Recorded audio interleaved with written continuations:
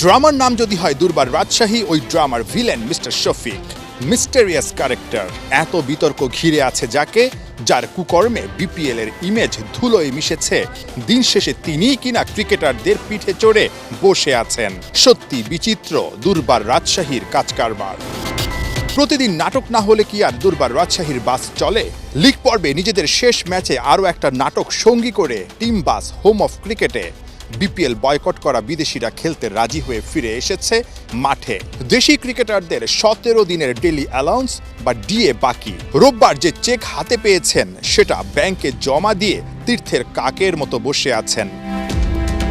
একজন ক্রিকেটারের সঙ্গে আজকে কথা হচ্ছিল, তিনি অনেকটা মজার ছলেই বলছিলেন যে চেকটা গতকাল তারা পেয়ে মাঠে এসেছিলেন, আজকে সেটা জমা দিয়েছেন, এখন নাকি হেলমেট পরে বসে আছেন।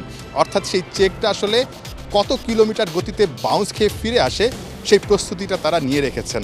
কথাগুলো মজার ছলে বললেও অনেকটা কষ্ট, অনেকটা দুঃখ এই কথার মধ্য দিয়ে আসলে কিন্তু প্রকাশ পায়।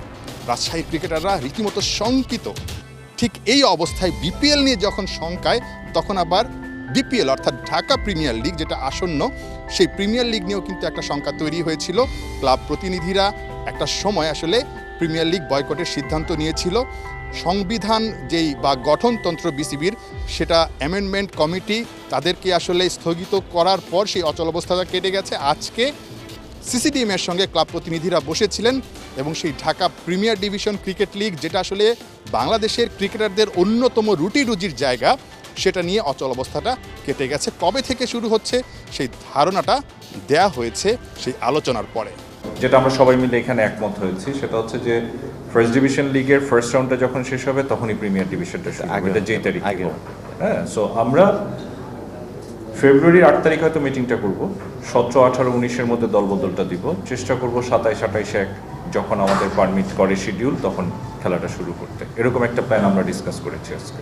বাংলাদেশ ক্রিকেট বোর্ড যে কনস্টিটিউশন অ্যামেন্ডমেন্ট কমিটি যেটা হয়েছিল সেটা স্থগিত করেছে, তার মানে এটা বাতিল করেছে, এবং যে খসড়াটা যে প্রস্তাবিত যেটা সংশোধনী আনা হয়েছিল সেটা বাতিল করেছে। তো আমরা ক্রিকেট বোর্ডকে আন্তরিকভাবে ধন্যবাদ জানিয়েছি যে এই সংকট নিরসনে তারা দ্রুত ব্যবস্থা নিয়েছে, এটার জন্য তারা ধন্যবাদ পাওয়ার যোগ্য। প্রথম বিভাগ আর প্রিমিয়ার লিগ শুরু হওয়া নিয়ে অনিশ্চয়তা কেটে গেছে, তবে বিপিএল এর মতো ডিপিএলেও ক্রিকেটারদের বকেয়া পাওনা নিয়ে বিতর্ক আছে। ক্লাব প্রতিনিধিরা অবশ্য ক্রিকেটারদের আশার বাণী শোনালেন, পাশে থাকলেন। হয়তো আনঅফিসিয়ালি কিছু পেতেও পারে, পেলে হয়তো এটা ব্যবস্থা নেবে, এটা তো বলাই বাহুল্য যে এটা পেন্ডিং রাখবে না, সবাই দিয়ে দিবে।